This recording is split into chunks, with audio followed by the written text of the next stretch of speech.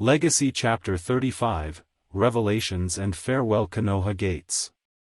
Tsunade, Mabuki, and Jiraiya were standing at the gates awaiting the arrival of Naruto's team. Naruto had sent a message that they would be arriving at any time and, as such, Tsunade was by the gates with a couple of umbus ready to take Uchiha Sasuke into custody pending his trial.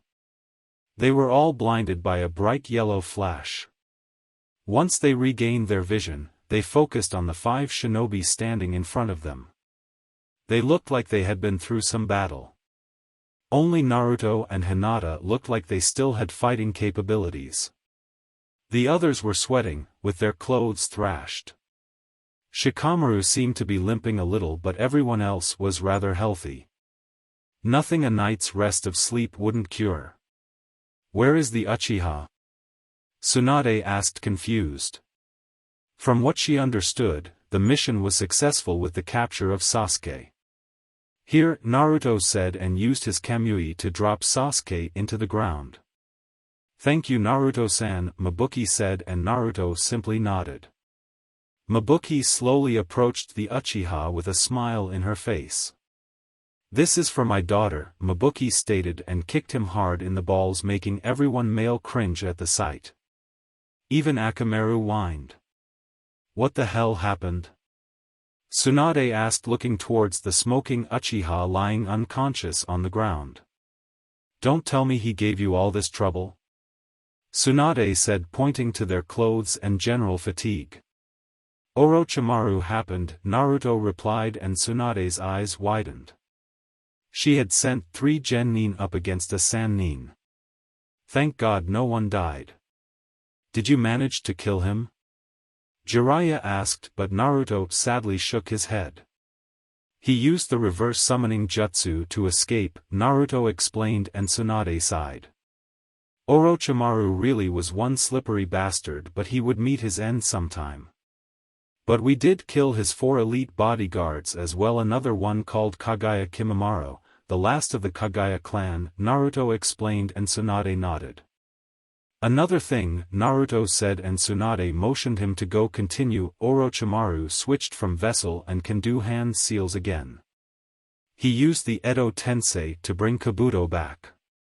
Kabuto was fighting against us and I managed to obliterate him, but that won't stop Orochimaru from doing the jutsu again," Naruto explained, and Tsunade sighed, rubbing her temples.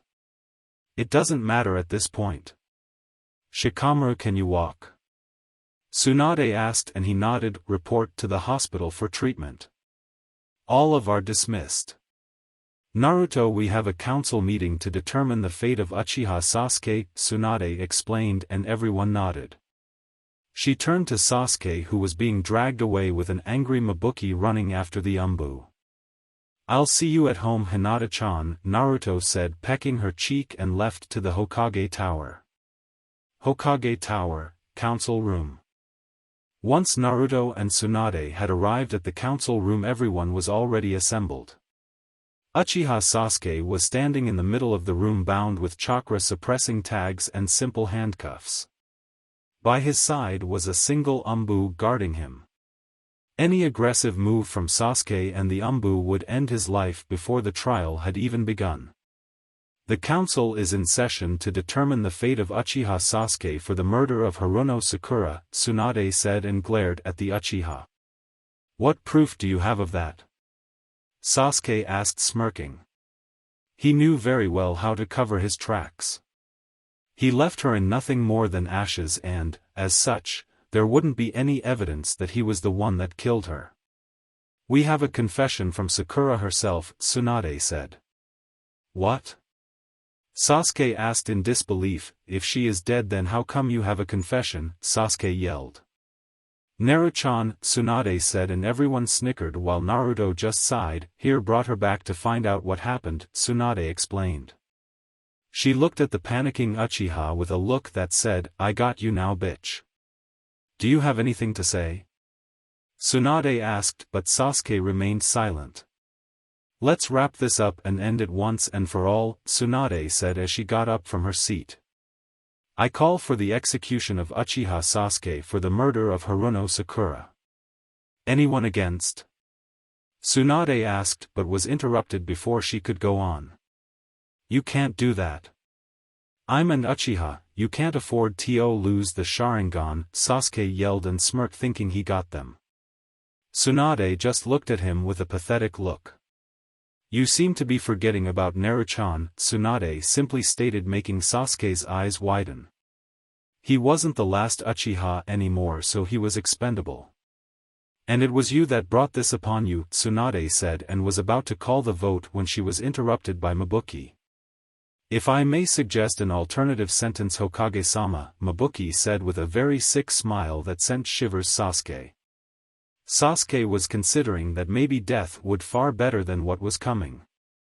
I want his chakra molding capabilities destroyed and that he spends his life in jail. I want him to know that he will never have his revenge on his older brother. I want him to feel the desperation as he slowly withers away into old age knowing that he would never avenge his family, Mabuki said smiling and even Tsunade shivered. That was one cold sentence, even worse than death.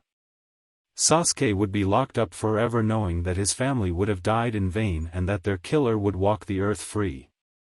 Hell hath no fury like a woman scorned, Shikaku thought to himself. I don't see why not. Everyone in favor?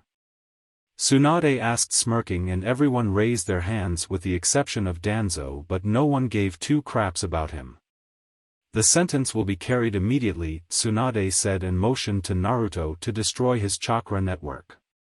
In essence Sasuke would be a civilian when Naruto was done with him.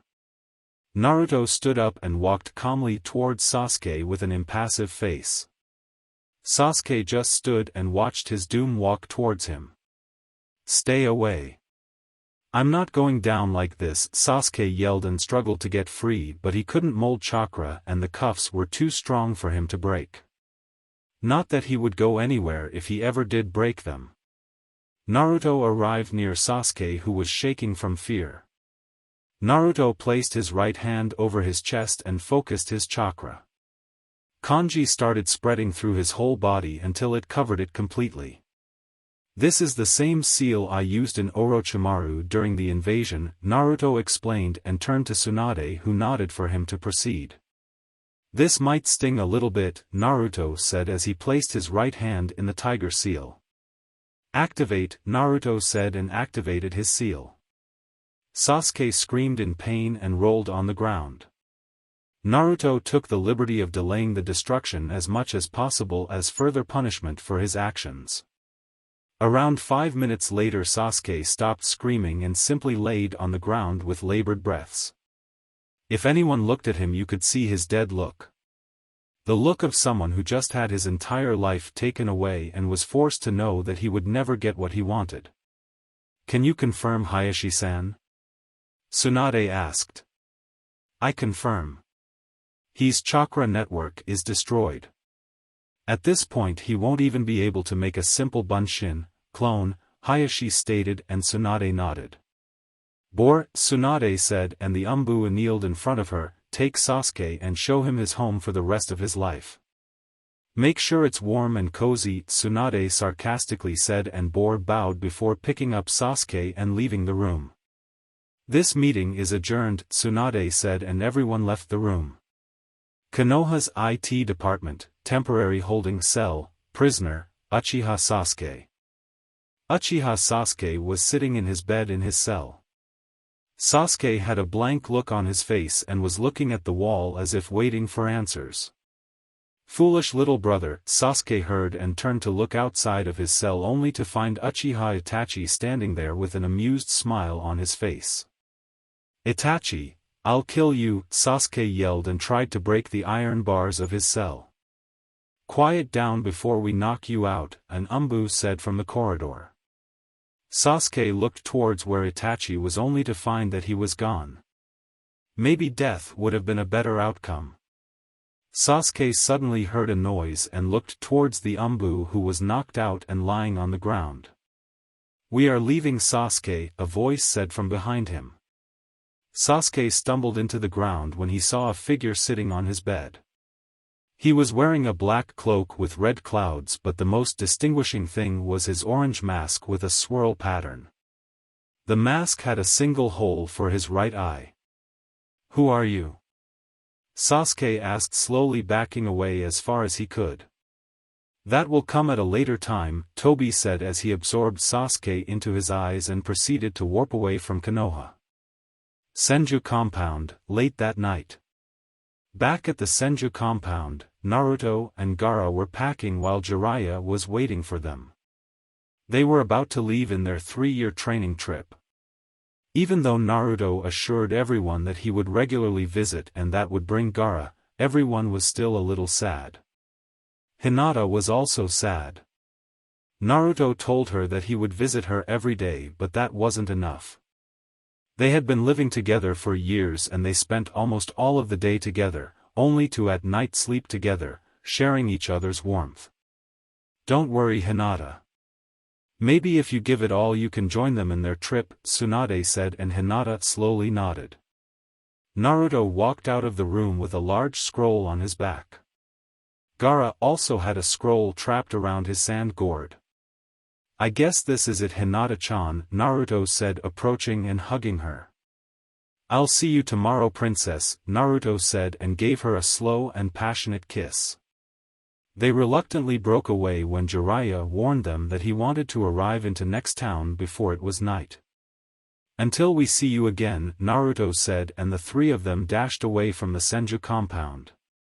"I'm going to miss that pervert," Tsunade said, wiping away a small tear. Akatsuki hideout. Tobi arrived at his hideout and proceeded to remove Sasuke from his dimension. Sasuke fell to the ground and slowly backed away from the man standing in front of him. Without chakra, Sasuke knew that he was powerless and that pretty much any shinobi could take him on and defeat him. "Relax, Sasuke," Tobi said, slowly moving his hands towards his mask. "I take care of my family," Tobi said as he removed his mask, only for Sasuke to widen his eyes and promptly faint. Otogekure. Deep in Otogekure, Orochimaru and the newly summoned Kabuto were buried deep inside a lab. In the middle of the lab, connected to several pipes and wires, was a large tank filled with a green fluid. Inside the tank was a small ball of something. Judging by the grinning face of Orochimaru, it must be something good. Orochimaru was salivating at the prospect of having the Sharingan bloodline he always craved for. Orochimaru just watched as his new creation was slowly maturing away. During his battle with Naruto, Kabuto had managed to extract a couple of vials of blood from Sasuke. Orochimaru, together with Kabuto, had engineered a perfect replica of Uchiha Sasuke, who was now slowly maturing away inside the tank. "How long until the vessel is viable for use?" Orochimaru asked to Kabuto, who was running simulations in a nearby computer. "I estimate 3 years, Orochimaru-sama," Kabuto replied. "Good," Orochimaru said, licking his lips. Akatsuki hideout. Sasuke had recently been brought back to the land of the living and was staring at the figure in front of him. Sasuke tried flaring his chakra, but nothing happened for 2 reasons. First, the person in front of him wasn't an illusion, and second, he couldn't manipulate chakra in the first place, so he couldn't break the illusion even if he tried. "FFA, father?" Sasuke slowly asked towards the figure. The person standing in front of Sasuke without the mask had short, black hair that reached to his shoulders and onyx-colored eyes, with visible creases below them. "You can't be, you're dead," Sasuke said, shaking. The person in front of him couldn't possibly be, and yet he was. Uchiha Fugaku was standing in front of Sasuke, impassively looking at him. "I assure you that I'm very real, Sasuke," Fugaku said in his typical cold and emotionless voice. "Why didn't come back to Konoha if you were alive? Why did you leave me all alone in there?" Sasuke yelled. He needed answers, and he needed them now. "I'm sorry, Sasuke, but neither of those things were possible." "I'll explain everything, just listen," Fugaku said, and Sasuke slowly nodded. "For starters, Itachi didn't simply kill our clan to test his strengths, as he told you. If he ever had to measure against me, he would lose. The reason he decided to kill our clan was because of orders. We are Uchiha's elite. We deserve to control Konoha and rule it unlike the Senjus. 14 years ago I summoned the Kyuubi and the Uchiha clan was supposed to take control of the village after the confusion was over, Fugaku said. However, that blasted Namikaze beat me to it. He was able to wound me and seal the Kyuubi into his newborn son, Senju Naruto. A couple of years after the Kyuubi incident, the Sandaime and his advisors became suspicious about the origin of the Kyuubi's attack and decided to investigate. At that time, we were preparing a coup d'état to take control of the village. They decided to plant a spy inside our clan, and who better than Itachi, who was a peace-loving shinobi. Understand so far? Fugaku asked and Sasuke slowly nodded, taking everything in. Itachi began working as spy for the Sandaime, providing information every time our clan gathered. I knew that our clan would stand no chance if the village was prepared to our attack. We had lost our element of surprise only because Itachi chose Konoha over his own blood, Fugaku said, gritting his teeth. I had to come with a solution to save our clan, and the only choice was to kill them all, Fugaku said. You call saving our clan killing everyone, Sasuke yelled, and Fugaku sighed. Sasuke, Fugaku started. Our clan is alive and well, Fugaku said, and Sasuke froze. What do you mean? Sasuke asked, confused. This thing was confusing him to hell and nothing was making any sense. Zetsu, Fugaku said, and a plant-like shinobi emerged from the ground. This is Zetsu, a member of the Akatsuki and my personal servant. Fetch a clone, Fugaku ordered, and Zetsu formed a white clone who stood there waiting for orders. Fugaku made a small sign and the Zetsu clone touched Sasuke and immediately took his form. Fugaku proceeded to kill the clone, but his shape and appearance remained. These clones are special. They can replicate the DNA structure of anyone they touch, and even if they die they remain with it. Not even the more skilled medics can tell the difference. I used these clones and replaced the whole Uchiha clan with fakes. Their Sharingan is also functional to some extent, Fugaku explained. Then that means that... Sasuke didn't finish, but Fugaku completed the blanks. That everyone is still alive and in hiding. Your mother, uncle, cousins, everyone, Fugaku said, and Sasuke smiled before scowling again. Then why did you leave me there all alone? Sasuke asked in a low voice. He was happy that his clan was alive, but what would that make for Itachi? I'm sorry, but we had no choice.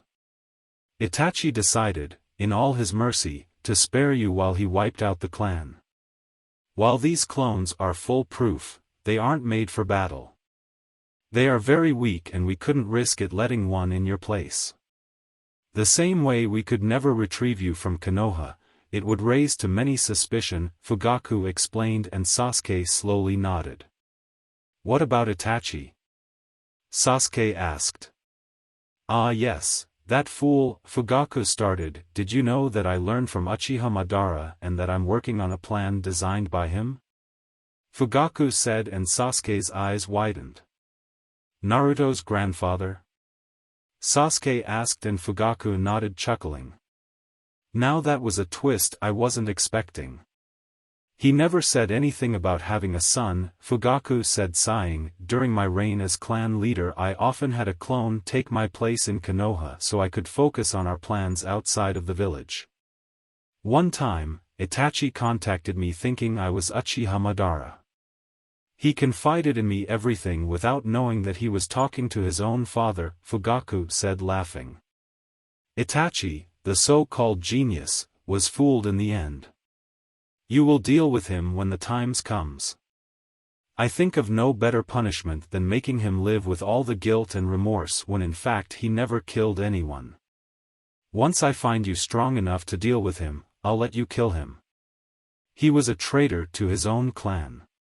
He chose Konoha instead of his own blood and flesh, Fugaku snarled. I can't do anything. I can't manipulate chakra anymore, Sasuke said looking down. No need to worry. I can easily fix that once I inject you with some of Zetsu's cells. They will boost your power and fix any wound you may have, Fugaku said, and Sasuke smirked. So Sasuke, Fugaku started, will you stand by Konoha or your own blood? Fugaku asked. I stand for our clan. Itachi will pay and the Uchiha will rise.